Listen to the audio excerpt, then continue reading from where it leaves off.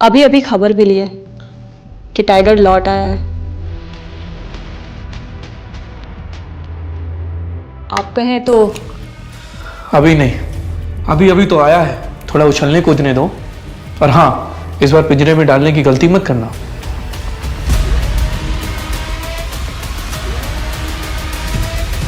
Tiger,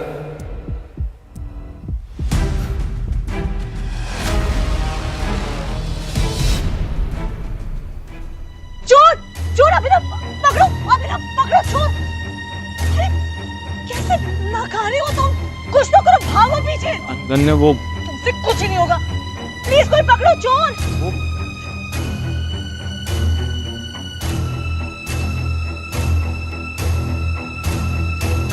हद है अभिनव, कल वो गली का गुंडा आकर तुम्हारी बीवी को कुछ भी बोलकर चला गया और तुम्हारे मुंह से एक शब्द तक नहीं निकला। और आज ये, तुम्हें जरा सा भी अंदाजा है कि वो फोन मेरे लिए कितना इंपॉर्टेंट है। यू नो व्हाट, लानत है तुम जैसे पति पर। मेरे डैड चाहते ना तो किसी बॉलीवुड स्टार से मेरी शादी करवा सकते थे, लेकिन मेरे दादाजी ने तुम जैसे निठल्ले और डरपोक आदमी से मेरी पता नहीं क्यों शादी करवा दी। ओह गॉड। अभिनव एक गरीब और अनाथ था जिसकी शादी एक अमीर बाप की लड़की अनन्या से एक मजबूरी के चलते करवा दी गई थी। अभिनव की इतनी हैसियत नहीं थी कि वो अनन्या का खर्चा उठाकर उसे खुश रख सके। अभिनव के ससुराल में रत्ती भर भी इज्जत नहीं की जाती थी। अभिनव नौकरों की भी खरी खोटी सुनता था। अरे ओ घर जवाई, अभी अभी पोछा हुआ है और तू चप्पल पहन के ऐसे आ रहा है जैसे कि तेरे बाप का घर हो। सॉरी, मैंने ध्यान नहीं दिया। पर आपकी हिम्मत कैसी हुई मेरे पापा के बारे में कुछ भी बोलने की? इतना ही बड़े बाप का औलाद है तो तू घर जवाई बनकर यहाँ अनन्या बेबी के टुकड़ों पे क्यों पड़ रहा है? बोल। अभिनव, मैंने अभी अभी अपने दूसरे फोन पे व्हाट्सएप देखा। जिस चोर ने मेरा फोन चुराया ना, उसने मेरी फ्रेंड कियारा को अनन्या बन के मैसेज किया कि वो किसी अनजान जगह पे आ जाए, और वो चली भी गई। अभिनव, मुझे बहुत डर लग रहा है कि उसके साथ कुछ उल्टा सीधा ना हो जाए। ये सुनते ही अपने कमरे में बैठी अनन्या की माँ शर्मिला वहाँ आ गई और बोली, अनन्या, मैं ये क्या सुन रही हूँ? तुम्हारा मोबाइल चोरी हो गया है? अरे अभी आधे घंटे पहले ही तुम्हारे मोबाइल से मुझे मैसेज आया था कि एक नंबर पे 10 लाख रुपए ट्रांसफर कर दो, और मैंने कर भी दिया है। आपने क्यों किया ट्रांसफर? बेटा, भगवान। ये सुनते ही जैसे अनन्या का गला सूख गया। अनन्या को इस वक्त सिर्फ एक ही डर लग रहा था कि वो चोर उसकी फ्रेंड कियारा को कुछ कर न दे। अभिनव, तुम मेरे साथ थे ना उस वक्त? अगर रत्ती भर में तुमने हिम्मत दिखाई होती तो वो चोर पकड़ा जाता। I'm warning you, अगर कियारा को कुछ भी हुआ तो मैं तुम्हें भी जेल भिजवा दूंगी। तुम जैसे पति के साथ मुझे जरा सा भी रहने का मन नहीं कर। भैया, खड़े खड़े क्या कर रहे हो? जाओ जाके पुलिस को इन्फॉर्म करो। जनाब, इतना तो कर ही सकते हो ना, या अभी भी हाथ पैर कांपने लगेंगे तुम्हारे? ये सुनते ही अभिनव घर से पुलिस स्टेशन के लिए निकल गया, पर 1 घंटे तक न पुलिस आई और न ही अभिनव। तो अनन्या को अजीब लगा, इसलिए उसने अभिनव को कॉल करने की कोशिश की, पर उसका नंबर स्विच्ड ऑफ था। अब तो अनन्या का गुस्सा 7वें आसमान पर था। तो फोन क्यों बंद आ रहा है? क्या हुआ? ये मेरी दोस्त की इज्जत का सवाल है और अभिनव यहाँ फोन बंद करके बैठा है। पता नहीं दादाजी ने किस घटिया इंसान के साथ मेरी शादी करा दी। अनन्या की मम्मी शर्मिला भी अभिनव को जरा भी पसंद नहीं करती थी, पर अभी उन्होंने अनन्या को समझाया और उसे पुलिस स्टेशन लेकर गई। वहां जाकर जब उन्होंने अभिनव के बारे में पूछा, तब उन्हें जो पता चला उसे सुनकर उसके होश उड़ गए। अभिनव नाम का कोई आदमी सुबह से यहाँ आया ही नहीं, ना कोई चोरी की कंप्लेंट आई है। आज अगर अभिनव मेरे सामने होता तो मैं उसे जान से मार देती। इंस्पेक्टर साहब, आज मेरा फोन चोरी हुआ और फिर मेरी friend Kiara. Police officer FIR लिखने ही वाला था कि तभी अनन्या के दूसरे नंबर पर कॉल आया, और ये कॉल किसी और का नहीं बल्कि कियारा का था, जो उस चोर के कब्जे में थी। कियारा? हेलो कियारा।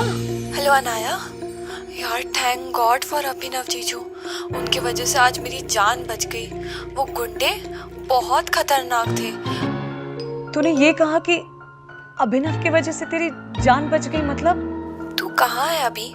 मैं तेरे पास आकर सब बताती हूँ।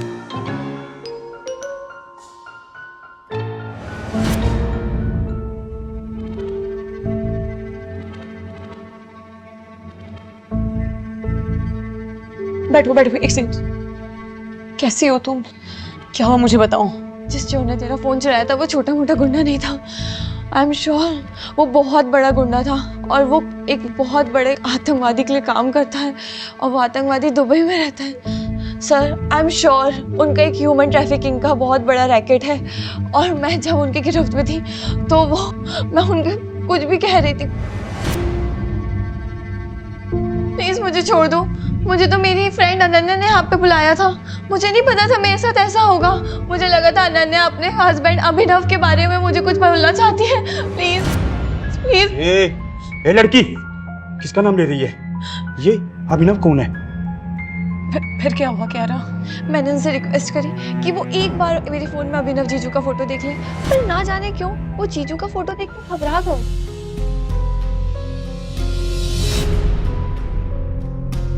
जीजू का फोटो जूम इन करके बोला ये अंगूठी।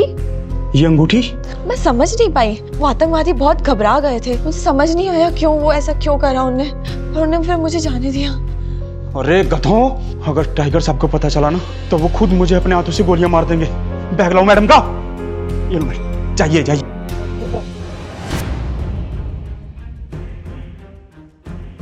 व्हाट?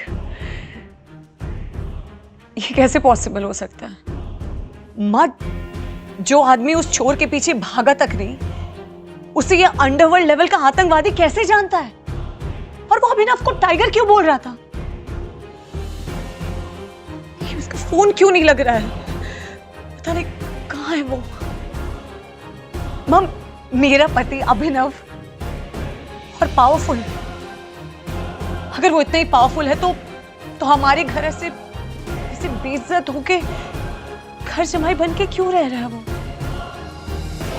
हे भगवान, मेरा सर, मुझे चक्कर आ रहा है। क्या वाकई में अभिनव ही है टाइगर? अगर हाँ, तो क्यों अभिनव बना रहता है डरपोक? क्यों तब नहीं पकड़ा उस चोर को? और सबसे बड़ी बात, अंडरवर्ल्ड के ऐसे टेरर बॉस का खून सुखा देने वाला अभिनव क्यों खा रहा था सास, नौकरों और बीवी की गालियां? और क्यों जी रहा था गरीबों की जिंदगी?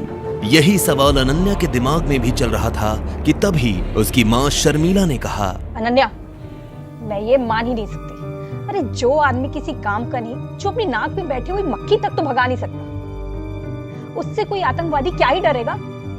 लेकिन ये घर जमाई कुछ तो छुपा रहा है। जल्दी से पता लगाना होगा, इससे पहले कि कोई बड़ा कांड हो जाए।